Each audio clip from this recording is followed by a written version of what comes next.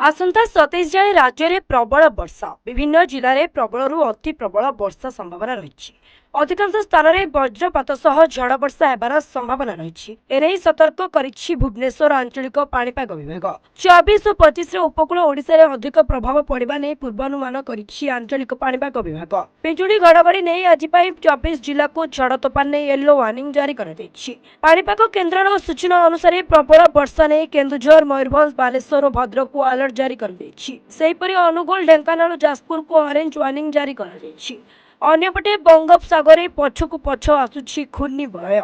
आसंता 2 सप्ताह मध्य बंगोपसागर 2 रु 3 घूर्णिबलय लघुचाप संभावना रही, जहाँ प्रभाव में आगामी 10 दिन राज्य में मौसुमी बायु सक्रिय रहा सहित उत्तर उपकूल में वर्षार परिमाण अधिक रहा नहीं पूर्वानुमान कर उपकूल नहीं अभ्यंतरण और उत्तर पश्चिम ओडिशा रे भी वर्षा नहीं पूर्वानुमान करिछि पाणीपाग विभाग।